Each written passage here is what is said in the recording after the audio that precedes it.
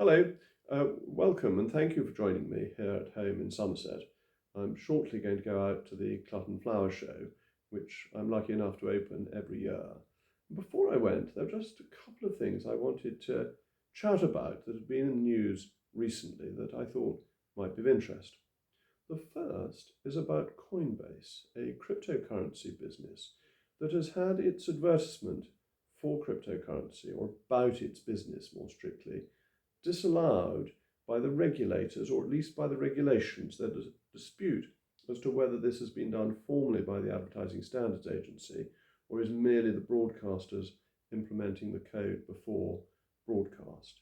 And the second piece of interesting news was a tweet by Lord Ashcroft, who lives near in London, is a very distinguished Conservative, peer, supporter of good causes, of war heroes and so on, who tweeted saying that people he knew were taking their money out of the United Kingdom now because they were worried that there would be an exit tax if they left it until October.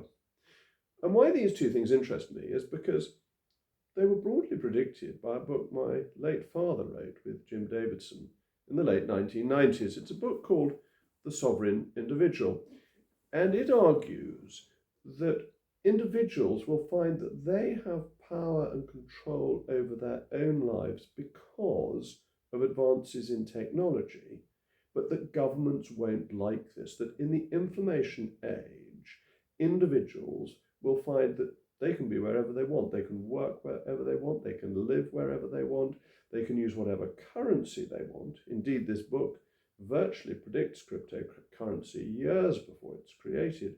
They can do what they want freely, but that this will make life very difficult for governments who will be desperate to maintain revenue and control. So these two stories that were almost predicted by my late father are really interesting. Let's look at the cryptocurrency one first. You may remember a fortnight ago I discussed the value of money and how paper money has no real value. And I talked then about how the pound, the dollar and the Swiss franc had declined in value since 1914. Pound down by over 99%, the dollar by over 97%, and the Swiss franc by over 90%. But it's bad even when you apply a shorter time frame. Since its foundation, the euro has lost 40% of its value in just 26 years. Paper currency is not a store of value. It is a means of exchange. Now, this is really problematic for governments because part of that power comes from the ability to issue money. This is not a modern phenomenon. This is true back to the Roman emperors, and you can trace it back even earlier than that. The power of control of money is fundamental. Look at all the medieval kings. What was one of the things they took power over? Minting coinage. They put their heads on it because it bolsters their governmental authority, and that is still true today. Governments have much greater freedom if they are their own notice givers. It's actually why I was opposed to Britain joining the euro, because it undermines the ability of a country to have its own monetary policy. But what's happening now is different. People are looking at the devaluation of the currency that they get from governments, be it dollar, pound, Swiss franc, yen, euro, and saying they want something different. Now, I'm not a particular advocate of crypto coins. Some ways I feel I don't know enough about it, and I'm not certain enough of any crypto coin to feel that it may not be something that has a higher risk than I would be willing to accept. So I'm not advocating crypto coins per se, but I am advocating a store of value. And crypto coin may be that. You want something that you know will have the same purchasing power in 10 years, 20 years, 100 years, 200 years as it has today. And you know that paper currency can never do that. Every paper currency in history has ultimately gone to zero. The pound, just being a fraction above zero, has in fact done relatively well compared to The yen disappeared, the German currency disappeared, the franc and the lira all disappeared at least once during the 100-year period, 111-year period that I've been talking about. So why the censorship? Why do the advertising bodies not like adverts for cryptocurrency?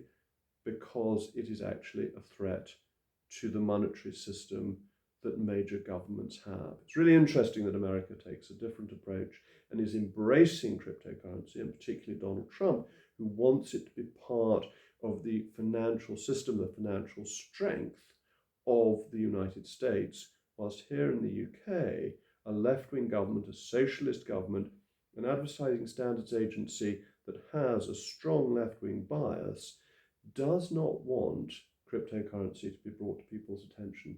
And of course they wrap it up in saying that they don't want people to lose money. Of course they don't, nor do I, and that's why I'm very specifically not advocating any specific cryptocurrency.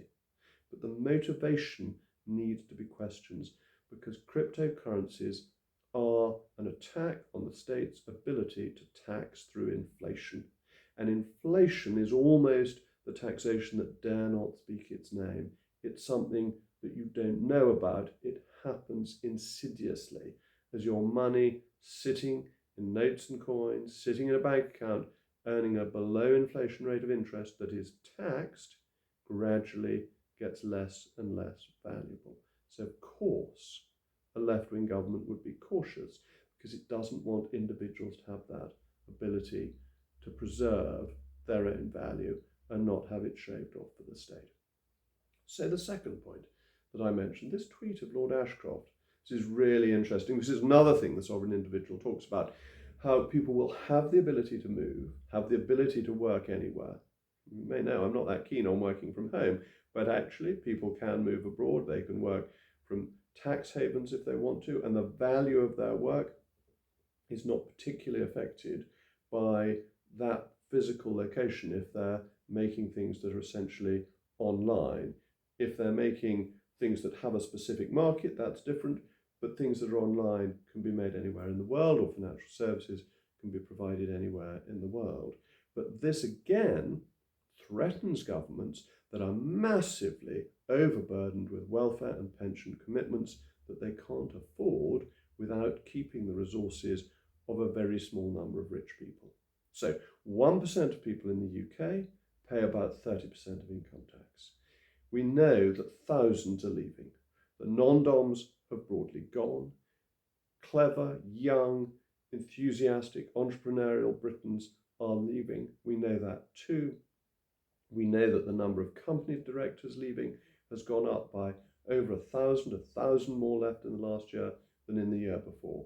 People are leaving because taxation is too high and the government's running the economy atrociously. So what do governments try to do? Well, they look at what Bill Clinton did. Bill Clinton, in the late 1990s, put an exit tax on people leaving the United States, subsequently been passed into detailed legislation that ensures that Americans, if they give up their American citizenship, are hit with a high rate of tax for the price of leaving. And that means that if people are following Lord Ashcroft's advice and are leaving before the October budget, they're actually being very sensible, because they're getting away before Rachel Reeves has the opportunity to say, if you go, we're going to deem that a sale of any assets that you hold anywhere in the world, and you're going to pay capital gains tax on that, or even worse, to say that we're going to treat it as if you have in fact died and charge you a death duties on what you take out. I think the latter is unlikely, but I think a capital gains tax on exit is not impossible. What does this tell you? It tells you that the UK government is not confident about the future of this nation, that it doesn't believe that we can compete in the world that is evolving and is developing. But also tells you that if you are one of these people who has lots of gains, has made money in this country, you'd be crazy not to go before October, because if you wait, you may get hit. This being said, means that it will begin to happen. And what the Chancellor needs to do is to say there will be no exit tax. Reassure people, because we need people who are well off to stay in this country, and we need a tax system that keeps them here. And the government needs to understand that the sovereign individual, to use my late father's term, is not any longer going to be bullied and pushed around, and that therefore it is up to us to create the circumstances where the rich want to stay and find they have a store of value for their assets, rather than being forced out by a mix of censorship and high taxation. I must confess, and it won't surprise you, I'm very proud of my father for predicting these things so long ago, before the internet had got anything like the sophistication it's now got, and before cryptocurrency was even dreamt of. But it is what is happening. Governments don't understand it, and they try to regulate it rather than to embrace it and work out how to do it properly to make economies grow. Thank you for joining me. It's been a nice, quiet afternoon. The children are out, the dog is out, and I'm now off to Clutton. Pip pip.